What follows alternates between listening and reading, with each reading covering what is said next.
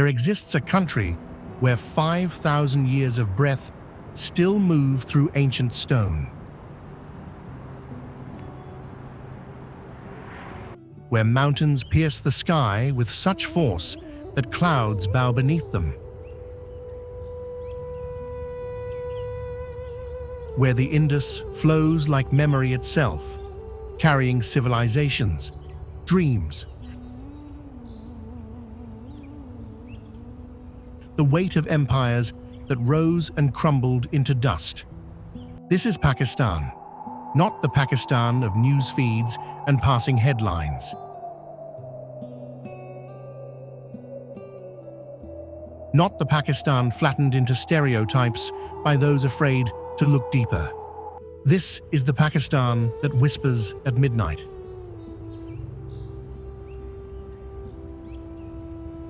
That sings in bazaars no camera has ever found. That persists in silence, in prayer, in the eyes of people who have always known what the world is only beginning to understand.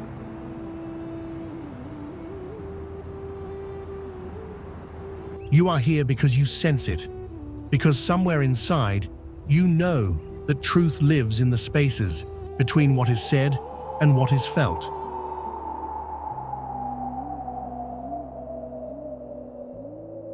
In the gap between fear and wonder. So take a breath and let us go where most travelers never venture.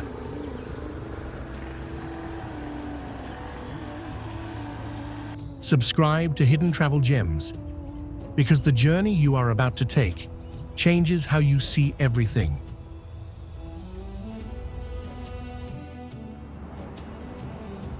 Because the world is waiting to be discovered by those brave enough to look.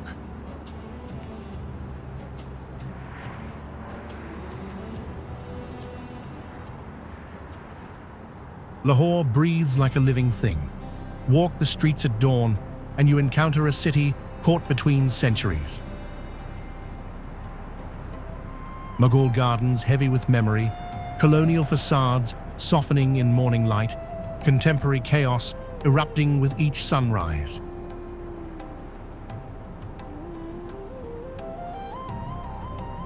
The sacred and the secular trade places hourly. Call to prayer echoes above traffic noise.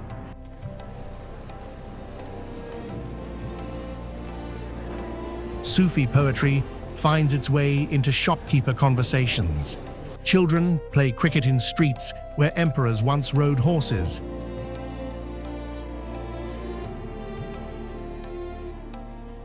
The bazaars overflow with life.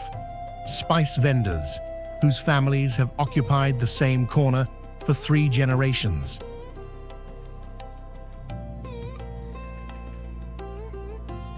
Textile merchants shouting colors into the air.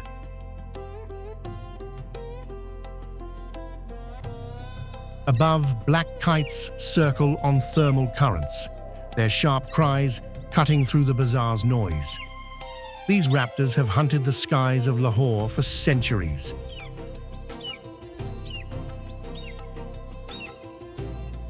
The smell of the city is ancient and immediate simultaneously.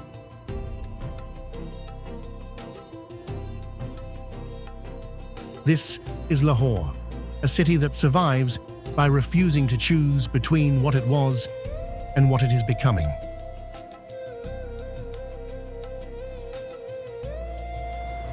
The old city presses against the new. The tension is not conflict, it is electricity that keeps the place awake.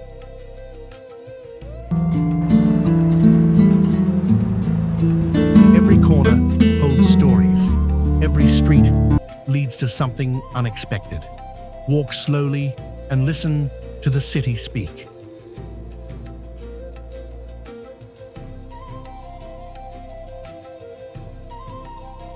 Red sandstone catches the sunset and ignites. For 350 years, this mosque has stood, patient and absolute.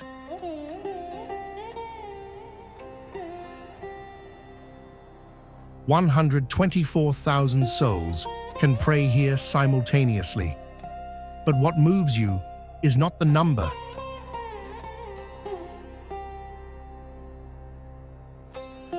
It is the silence within the sound. It is seeing a grandfather place his forehead on cool stone while his grandson watches.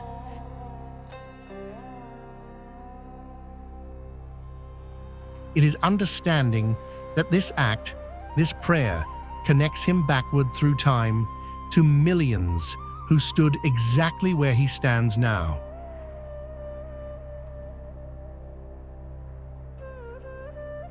The Mughal craftsmen who built this carved their entire lives into the geometric patterns.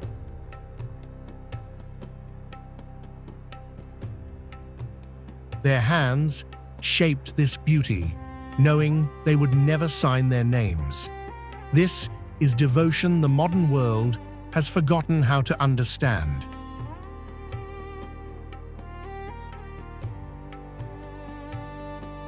Pigeons gather in the courtyard at dusk, their soft cooing creating a rhythm beneath the evening prayer call.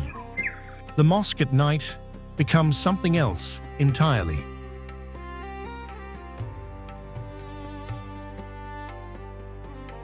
Light transforms it into a prayer made visible. The dome glows like the moon. The minarets rise like prayers themselves.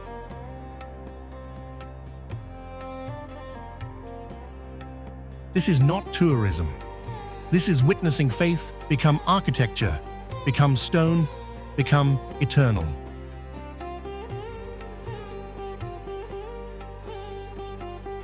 Stand here and feel centuries pressing down upon your shoulders.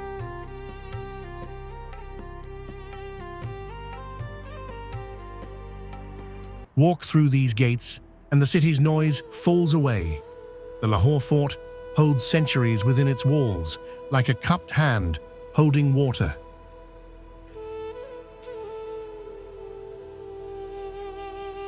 You move through corridors where decisions change the trajectory of nations.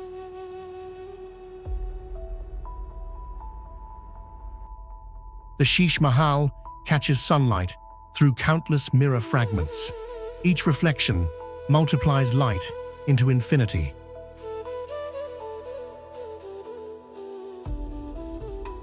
Stand in that room and understand why emperors built such places, not for comfort, but for touching transcendence.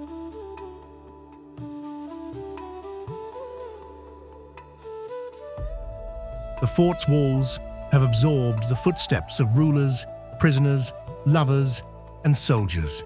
You can feel the accumulated weight of all those lives pressing against the stone.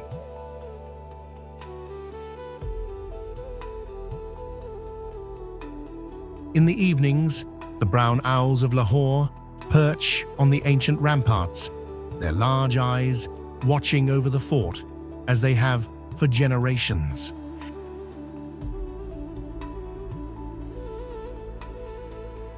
Contemporary restoration work tries to preserve what time constantly tries to dissolve, but the fort teaches something deeper than preservation.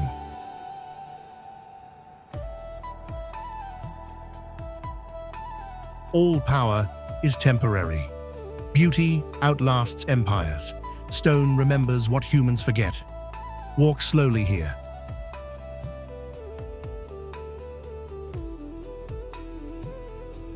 Let your hand touch the walls. Feel what has been left behind. Feel the presence of all who came before.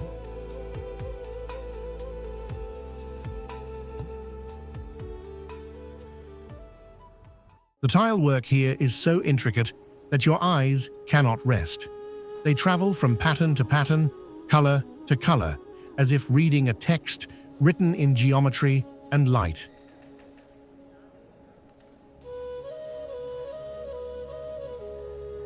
Artisans spent lifetimes, generations of lifetimes, perfecting techniques to create these surfaces.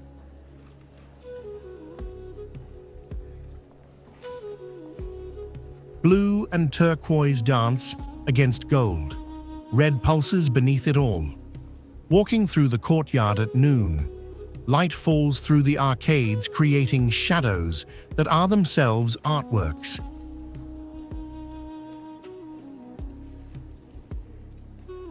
The mosque continues as it has for 400 years. People come, they pray, they leave.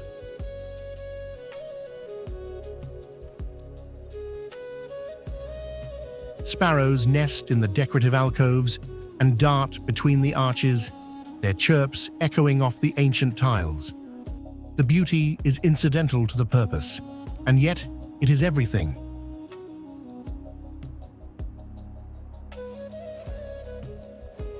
The tile work whispers something the modern world needs to hear. Devotion and beauty are not separate. They are the same impulse.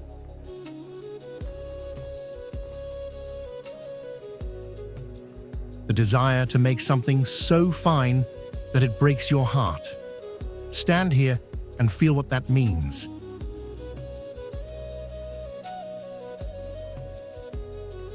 Let the colors enter your vision. Let them change how you see beauty. Let them remind you of what humans can create when they choose to honor the sacred.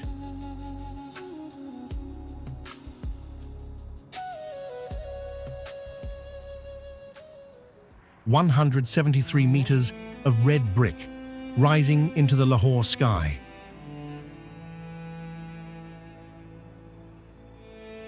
This is not ancient. It was built in the 20th century as a declaration, a nation saying to the world, we exist, we are real, we are not borrowed.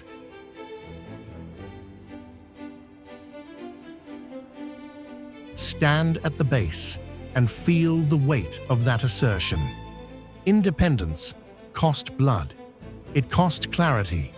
It cost the willingness to imagine something that had never existed before.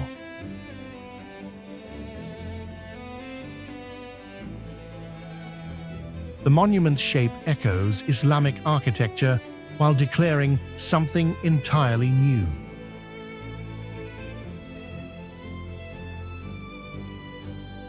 At night, illuminated, it becomes a beacon visible across the entire city.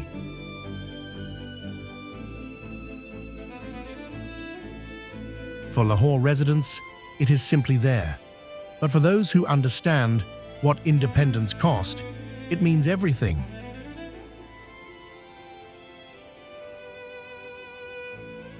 Red-billed house crows gather around Iqbal Park at sunset, their distinctive calls creating a chorus as the monument glows against the darkening sky.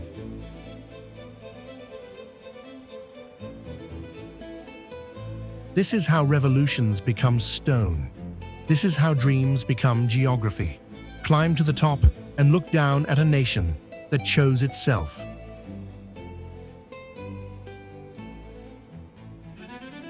See the city spread beneath you. Understand what it means to build something from nothing. Understand sacrifice.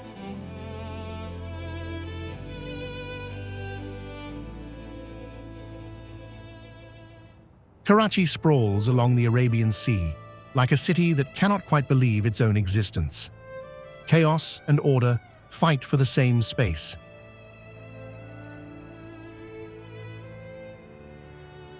Modern towers rise beside colonial structures, slowly returning to dust.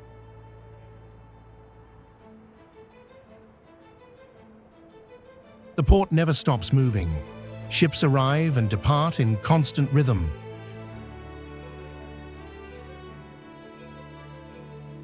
The food markets overflow with every cuisine south and east of here.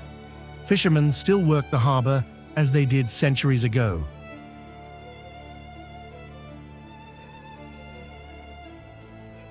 The city absorbed millions of migrants after partition.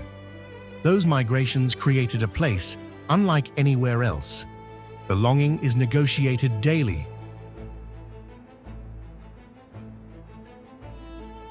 The beaches stretch empty and vast. Children play in the surf while Indian house crows wheel overhead, their dark forms sharp against the Arabian sky.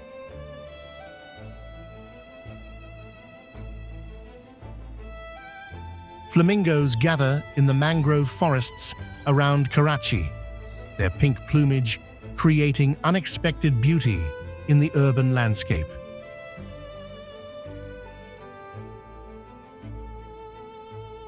Clifton glitters with wealth, while neighborhoods nearby struggle.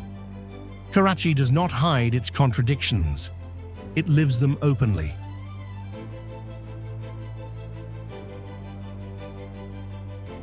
For visitors, the city overwhelms. For residents, it is simply home, the place where they learned what survival means.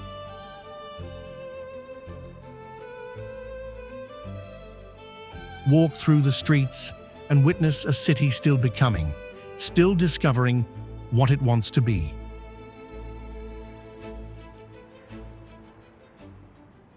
In Karachi stands a white marble structure of such cleanliness, such purity, that it almost hurts to look at.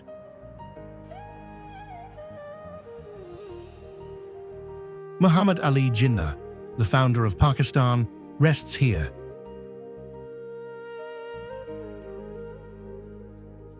The tomb is simple and absolute. No decoration, no excess, only the geometry of perfect proportion. Inside, the silence is so profound that you can hear blood moving through your own veins.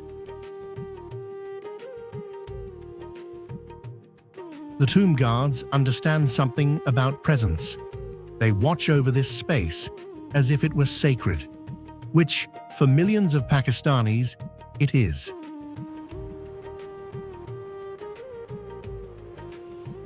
This is where the nation acknowledges its beginning. This is where school children come to understand that one person's vision can alter the course of history. Peacocks strut through the gardens surrounding the mausoleum, their iridescent feathers catching light as they display their beauty.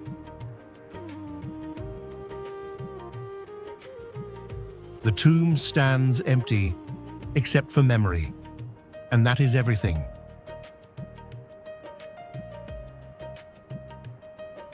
Stand here and feel the weight of a nation's founding pressing down upon you.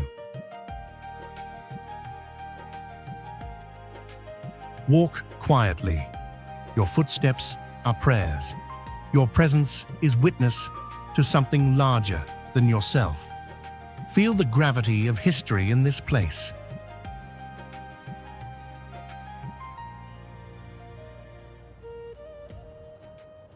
"5,000 years ago, humans built a city here with streets planned in perfect grids, with drainage systems that worked, with public baths and residential quarters organized for community.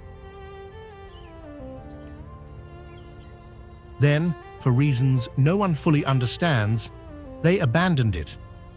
The ruins you walk through now are a question the past asks the present. What makes us think we are so advanced? The brick remains intact. The wells still mark the streets. The seals and figurines suggest a civilization of remarkable sophistication. Standing among the ruins, you encounter not tourists, but archaeologists, historians, people for whom these fragments are conversations with the dead. The silence here is different from other silences. It is the silence of a city that chose to disappear, or perhaps was forced to. No one knows. That mystery is part of what makes this place sacred ground. Desert larks nest in the ruins, their songs filling the empty streets with unexpected melody.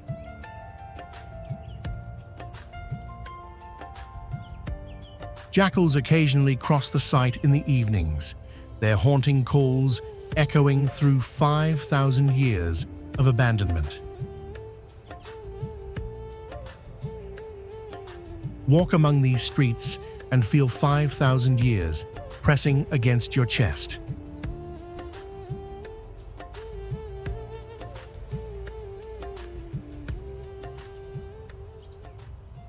The Indus is not beautiful in the conventional sense. It is turbulent, unpredictable, milky with glacial sediment. But it is the reason Pakistan exists. Without this river, there would be no agriculture, no civilization, no life. The Indus carries water from the highest mountains on Earth down to the plains where millions depend on every drop.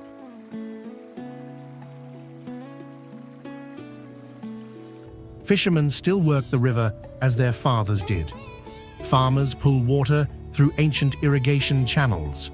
The river floods, it recedes, it shapes everything.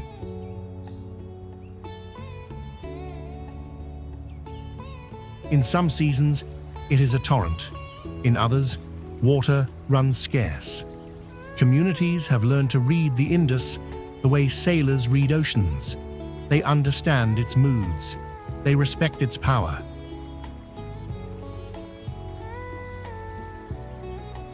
Indus dolphins, one of the world's rarest freshwater mammals, swim these waters.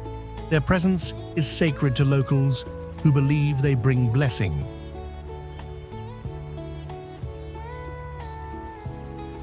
Mugger crocodiles lurk in the deeper pools, survivors from prehistoric times. The river teaches that life depends on forces we do not control. That survival is negotiation with nature. That gratitude is not optional, it is the price of living.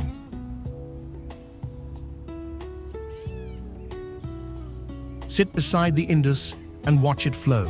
Watch the water carry 5,000 years of history toward the sea.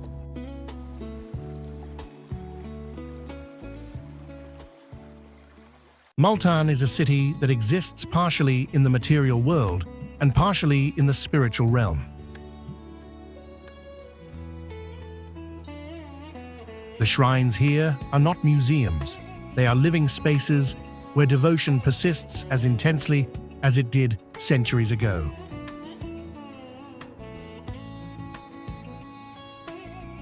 Pilgrims come seeking blessing from saints, long dead, but never forgotten.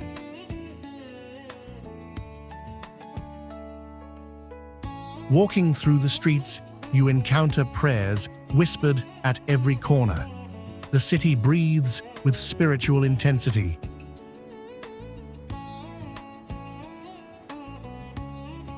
The tombs contain architecture of astonishing beauty. Red brick and turquoise tile create conversations between geometry and color.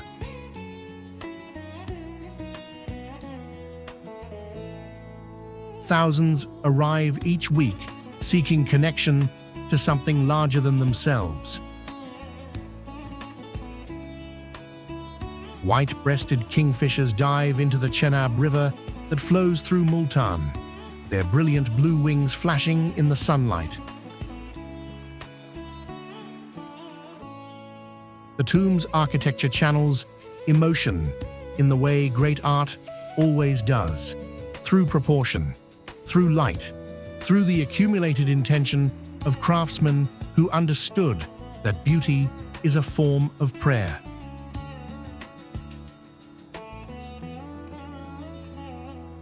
This is not tourism. This is witnessing faith made visible in stone.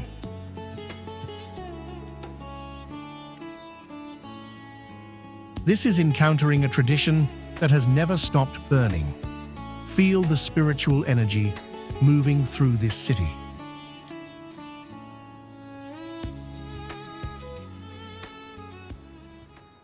The Hunza Valley sits so high that oxygen becomes something you negotiate with rather than take for granted.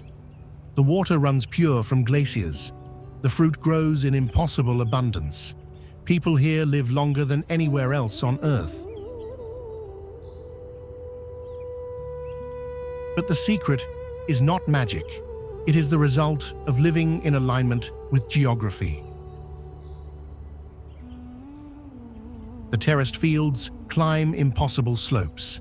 The irrigation channels carry water that never fails.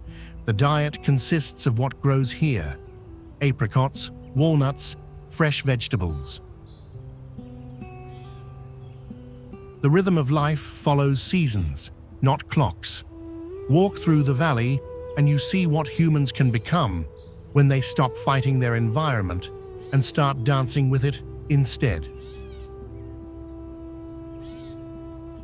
The Himalayan musk deer inhabit the higher elevations of the valley. Their musk glands prized for centuries, but now protected by conservation efforts. Eagles circle overhead, riding thermals that rise from the valley floor. The health of Hunza residents is not accident, it is consequence. The consequence of 300 years of perfect adaptation. Live as they live, and the body begins to remember what it means to be aligned with the earth. Eat what they eat, and taste a different kind of time.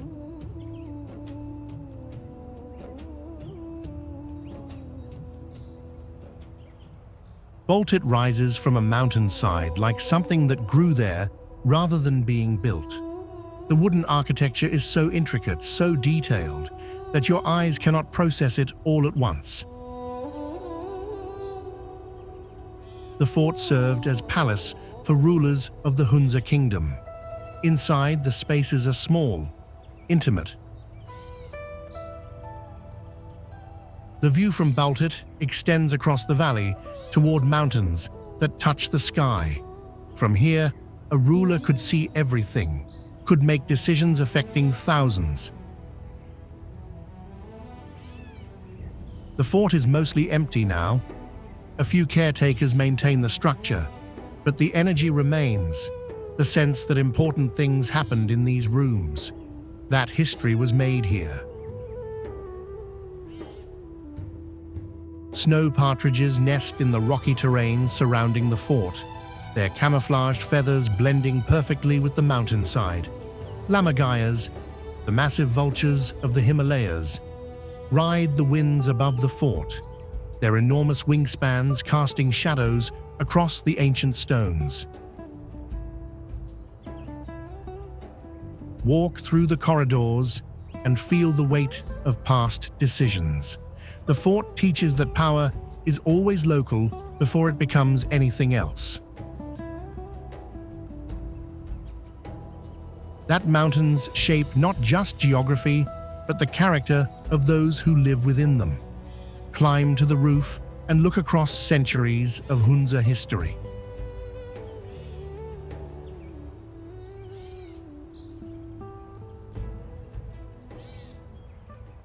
The Pasu cones rise from the landscape like something a giant child built and then abandoned. They are moraine deposits left by glaciers that retreated millennia ago. The formation is so distinctive, so alien, that standing among them feels like standing on another planet. Shepherds bring their flocks here to graze. The cones create natural barriers and shelter. The landscape is harsh but beautiful. The color shifts throughout the day as light changes. At sunset, they glow red and gold. At dawn, they are purple and blue. Himalayan bharal, or blue sheep, navigate the rocky slopes with remarkable agility, their curved horns catching the light. This is geology-made poetry. This is what Earth looks like when you finally stop trying to control it and simply witness it instead. The cones teach that beauty emerges from time, from pressure, from forces far larger than human intention. Stand here and understand the true age of the Earth. Feel how small you are in relation to these stones that have waited millions of years to reveal their secrets.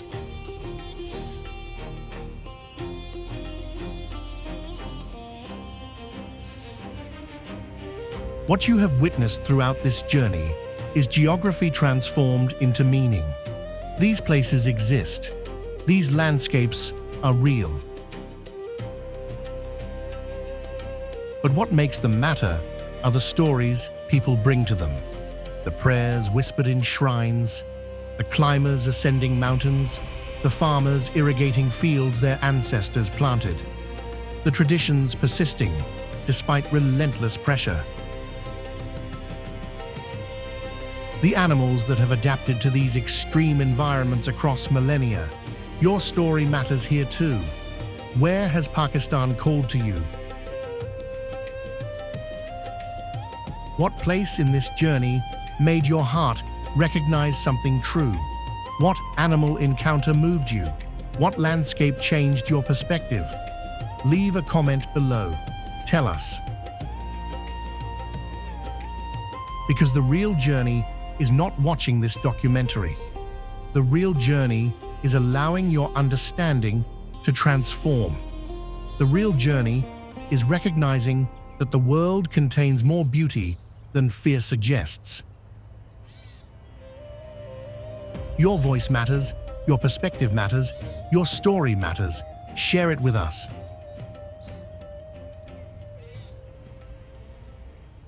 A landslide in 2010 blocked the Hunza River and created this lake. What was tragedy for thousands became beauty for millions. The water is turquoise, impossibly blue. The mountains reflect in its surface. Communities displaced by the landslide rebuilt their lives on new ground. The lake became an unexpected gift, a transportation route where once there was only a blocked river. The lake teaches that disaster and opportunity are often the same thing, separated only by time and perspective. The lake exists because the mountain moved. The mountain exists because tectonic forces are constantly reshaping the planet. Brown trout now inhabit the lake, a surprising presence in these high-altitude waters. Dalmatian pelicans occasionally visit during migration seasons, their massive wingspans and white plumage creating a dramatic sight against the turquoise water. We are all living in the space between one geological event and the next. Boat across this lake and feel the fragility of human permanence. Feel how the Earth moves according to its own schedule. Understand that we are guests on this planet, never the owners.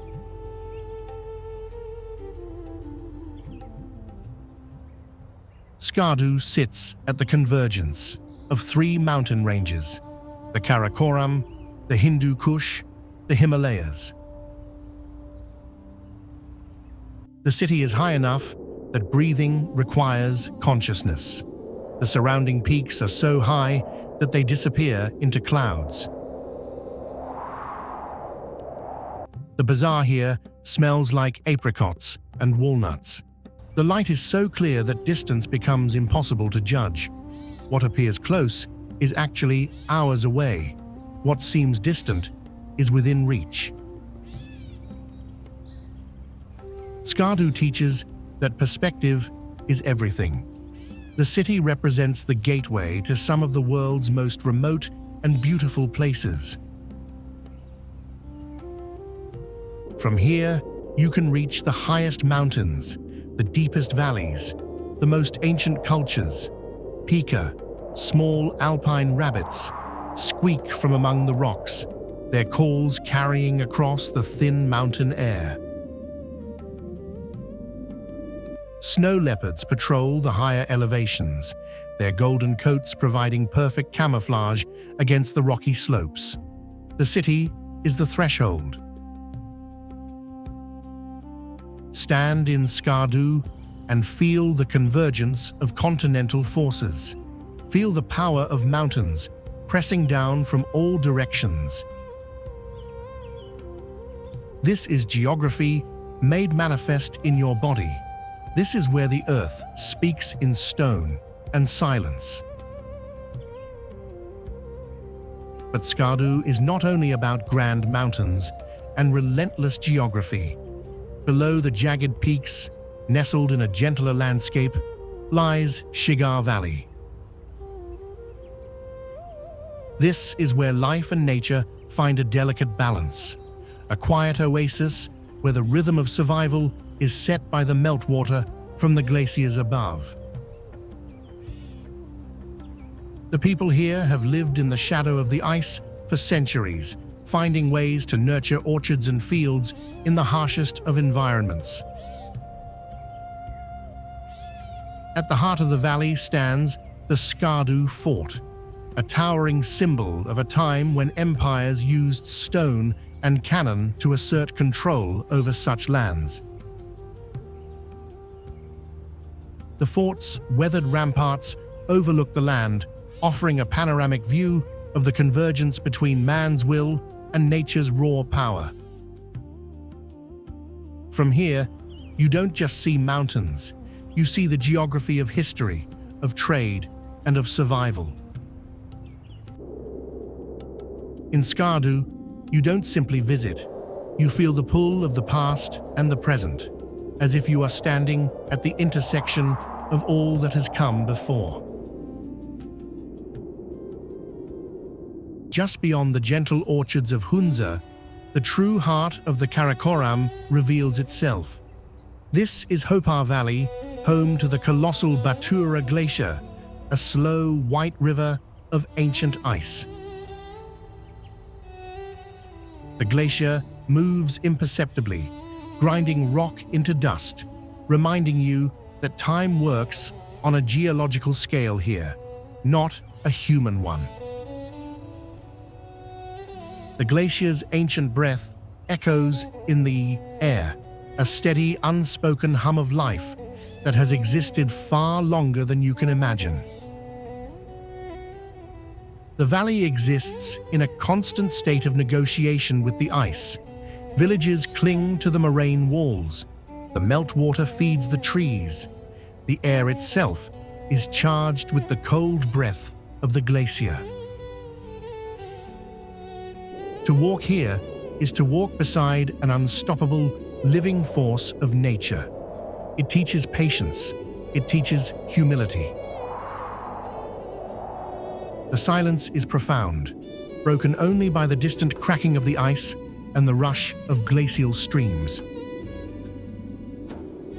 This is the source of the North's abundance, the cold engine that drives the rivers and feeds the plains. You stand here and feel the immense, indifferent power of the planet, made manifest in a single, silent block of blue ice.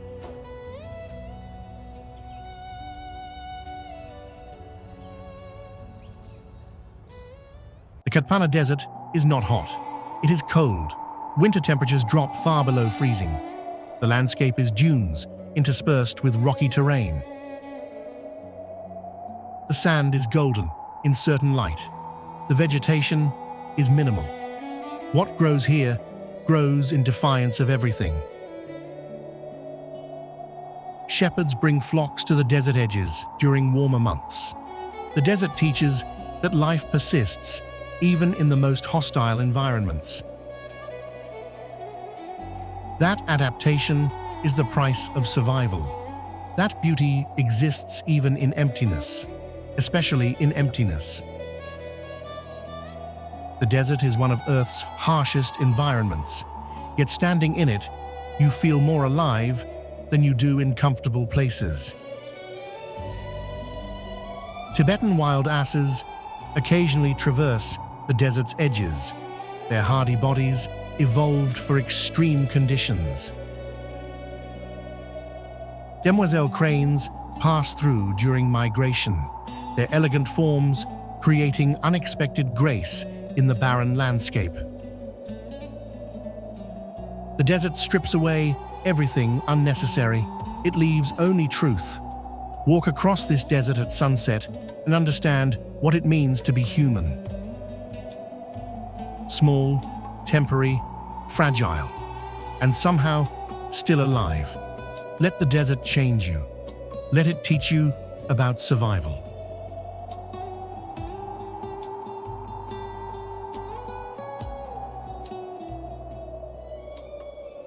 Deosai sits at 4,200 meters elevation.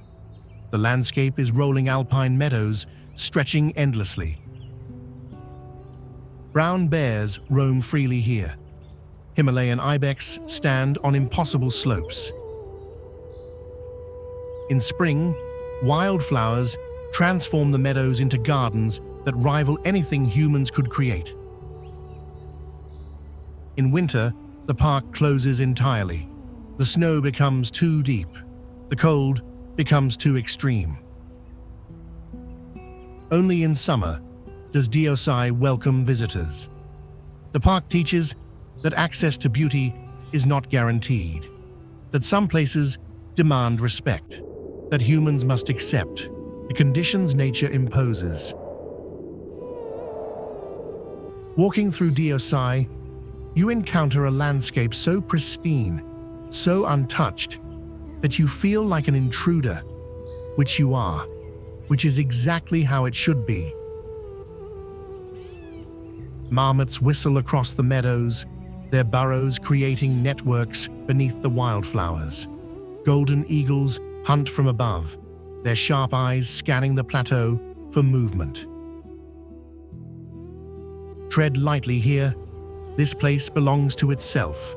Your presence is permission, granted only temporarily. Use it wisely.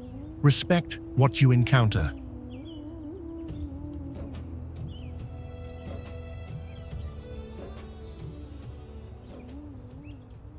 Fairy Meadows sits at 3,300 meters.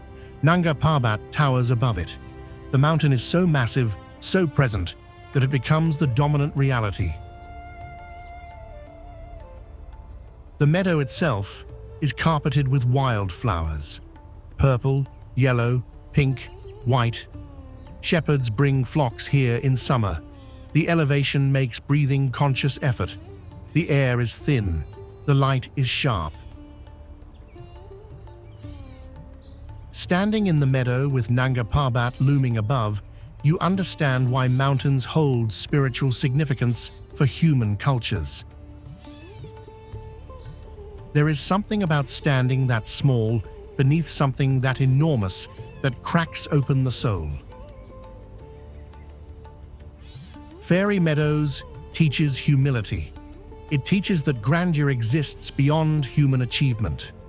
It teaches that beauty can exist without human intention or approval. Choughs nest in the crevices of the meadows, their glossy black feathers and yellow beaks creating vivid contrast against the stone. Himalayan griffons soar overhead on invisible thermals. Lie down in these meadows and let the mountain teach you about your own smallness. Feel the weight of the peak pressing down upon you.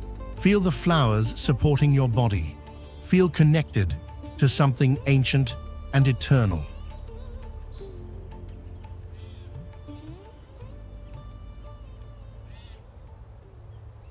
(8,126 meters, the 9th highest mountain on Earth. Climbers die here regularly. The mountain does not care about human ambition. It does not negotiate. It does not grant safe passage based on determination or skill. The slope is so steep that an error of inches determines whether you live or die. The altitude is so extreme that your body slowly poisons itself with every breath. Climbers attempt the mountain seeking to prove something. seeking to touch the limit of human endurance. The mountain teaches that some limits exist, whether humans like it or not, that nature maintains power over human will. That pride and mountains make terrible partners. Those who succeed in climbing Nanga Parbat carry the experience forever. Those who fail never leave. The mountain is absolute, final, unapologetic. Snow leopards hunt the slopes, their solitary nature matching the mountain's fierce beauty.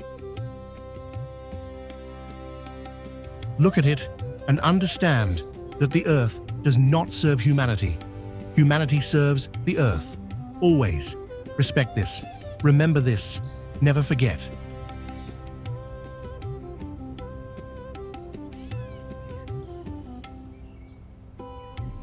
"2,000 meters into the earth, chambers of salt open like cathedrals. The pink and red coloring creates otherworldly light. Workers extract salt using mechanical methods that would have seemed like sorcery to ancestors. The salt deposits formed millions of years ago when ancient seas evaporated. Walking through the mine, you move backward through geological time. The walls contain fossilized remnants of the ancient ocean. The salt itself is millions of years old. Extracted and sold, it becomes seasoning for contemporary meals. The mine teaches that Earth's abundance is not infinite. That resources took geological time to form. That using them requires gratitude and respect. The mine also teaches commerce. 300 years of constant work have created economic sustenance for surrounding communities. The salt enables livelihoods, creates employment, supports families. Bats nest deep in the darkest chambers, their presence a sign of life persisting in impossible conditions. Stand in these chambers and understand deep time. Feel the weight of millions of years pressing down. Understand your small place in vast geological history.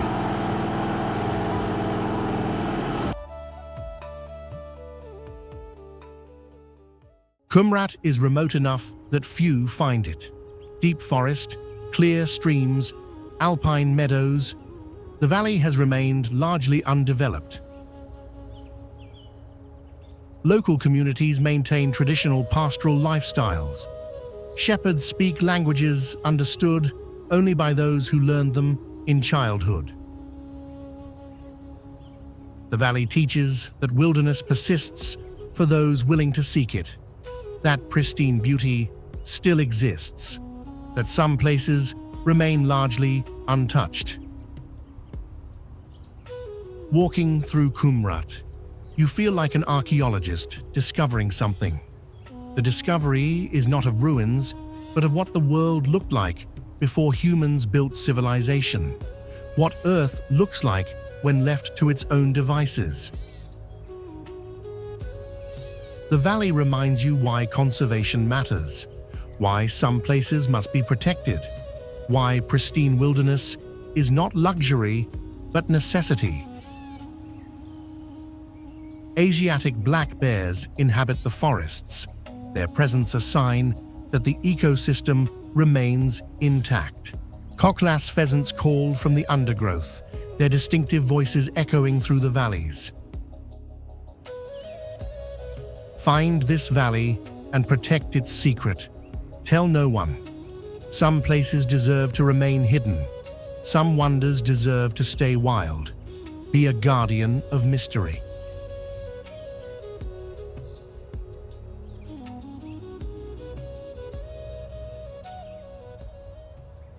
The Kalasha people live here. They are distinct ethnically, linguistically, religiously from surrounding communities. They have maintained their identity despite centuries of pressure. The women wear distinctive clothing featuring intricate embroidery. The language is spoken nowhere else. The spiritual traditions reflect practices ancient beyond recorded time. Walking through Bamburay, you encounter a culture actively choosing to persist. The choice requires constant effort. Outside pressure increases annually. Technology arrives whether they welcome it or not, yet the Kalasha continue. They teach that culture is not static museum display. Culture is living practice. Culture is daily choice to maintain what matters despite costs.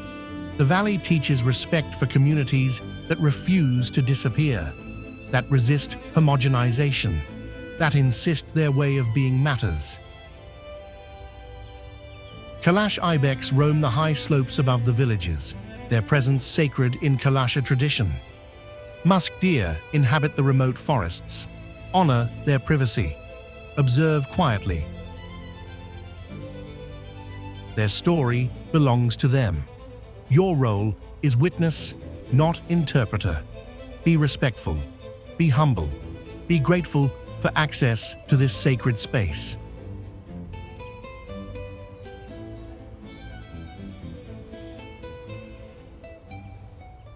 Peshawar sits on ancient trade routes. For 2,000 years, merchants and travelers have passed through here. The bazaars reflect that history. The Chisakwani Bazaar, the storyteller's bazaar, was where merchants gathered to share tales. The Peshawar Museum contains artifacts from civilizations that rose and fell before nations existed. Walking through Peshawar, you walk through layers of time. Different empires left different marks. Different religions shaped different spaces. The city endured conquest, war, transformation. Yet it continues. The bazaars still bustle. Merchants still negotiate. The rhythm of commerce continues unchanged from centuries past. Peshawar teaches that cities with deep history possess resilience that newer cities lack. That surviving centuries of change requires flexibility without losing identity. That tradition can coexist with transformation. Common miners flutter between the bazaar stalls, their presence connecting contemporary Peshawar to the same landscape encountered by ancient merchants.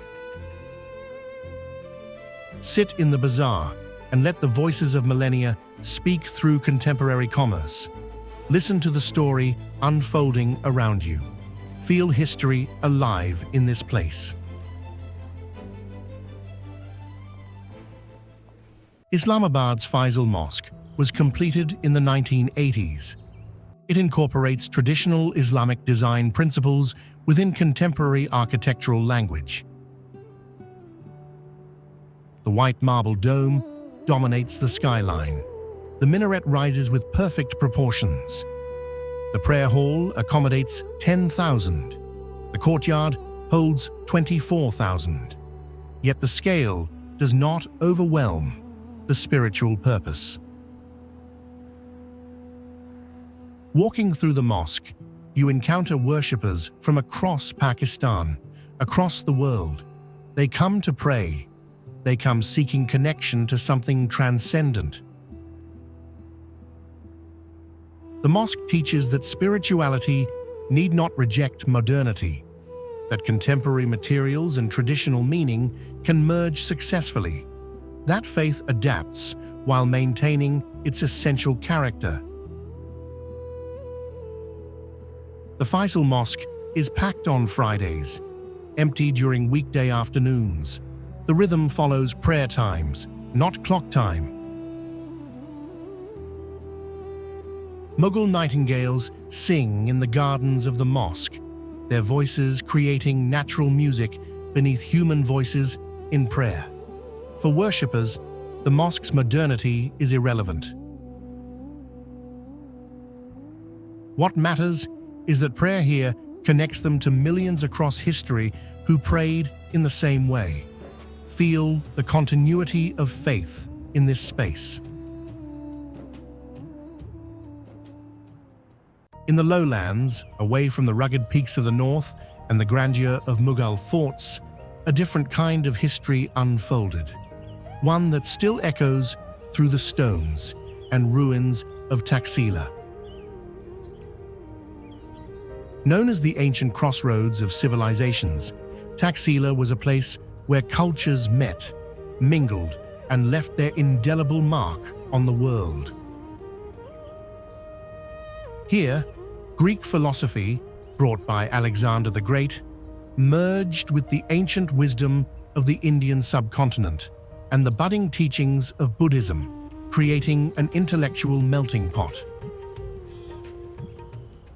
This was the heart of Gandhara, a region that thrived from the 6th century BCE to the 5th century CE, influencing art, philosophy, and religion. As you walk through the ruins, you see a city that was far ahead of its time. The streets of Taxila are laid out in perfect grids, a reflection of the Hellenistic influence from Alexander's empire, where the logic of Greek urban design met the spiritual currents of the East. The first known university of the region was established here, attracting scholars from all over Asia and beyond. Students studied everything from medicine and astronomy to philosophy and logic, engaging in intellectual debates that shaped the course of history. But what truly sets Taxila apart is its duality, both a center of academic pursuit and a seat of spiritual awakening. Among the ruins, you'll find stupas and temples, remnants of the Buddhist philosophy that took root here. Sculptors carved majestic Buddha statues out of marble, blending Greco-Buddhist art. An aesthetic fusion of classical Greek and Indian Buddhist iconography that still influences art and culture across the world today. Taxila is a reminder that Pakistan is not just a land of diverse landscapes, but a crucible where empires, cultures, and beliefs fused into something new and unique. A place where Alexander's empire touched the soul of the East, and the ancient wisdom of the Indus Valley met the Buddhist teachings of the Far East, creating a bridge between two very different worlds.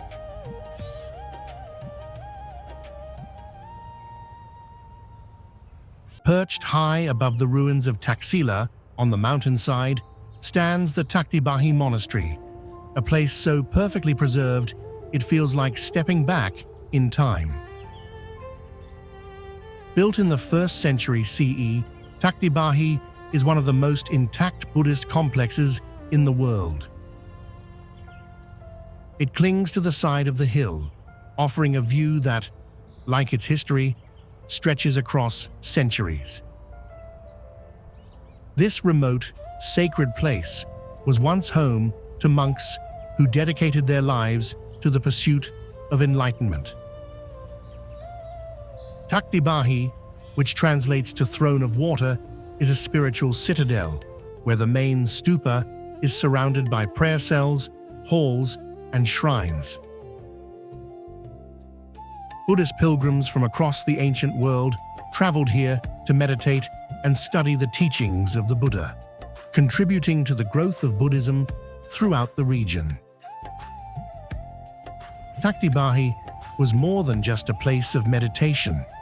It was a monastic university where scholars came to study Buddhist scriptures, philosophy, and meditation techniques. The monastery reflects the geometry of compassion, with its open courtyards, quiet chambers, and surrounding sanctuaries designed to promote contemplation and spiritual growth. The layout, simple yet profound, was meant to reflect the calm and order of the Buddhist way of life. As you walk the ancient halls, you can almost hear the faint echo of monks chanting in the early morning light. The stillness of the place is thick with centuries of devotion, a palpable reminder that history is not a series of events, but a layered tapestry of human experience. Takhti Bahi doesn't just sit in time, it exists within it, whispering its wisdom through the stones and the silence. Interestingly, Takhti Bahi was discovered by accident in the 19th century, buried under layers of rubble, its existence hidden for over 1,000 years. The discovery of this Buddhist jewel opened a window into a world of spirituality and knowledge that had long been forgotten.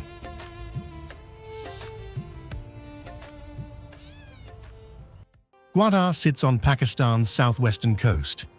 The port is being transformed through massive infrastructure development. Ships arrive from across the world. Containers stack toward the sky. The port represents Pakistan's vision of its economic future. Walking through Gwadar, you encounter construction everywhere. The old fishing town is becoming something else, something larger, something more connected to international commerce. The transformation is rapid and overwhelming for long-time residents. The beach remains pristine. The Arabian Sea continues its ancient rhythms. But the human presence is changing. The port will reshape trade across Asia, will create wealth, will also create disruption. Gwadar teaches that development is never simple, that progress costs something, that futures are being built here that no one fully understands yet. Green sea turtles still nest on Gwadar's beaches during migration season, their survival threatened by changing conditions. Dolphins occasionally visit the harbor, stand at the harbor, and witness history being written in real time. Feel the tension between preservation and transformation. Understand that the future is being written here, now, by decisions made in this moment.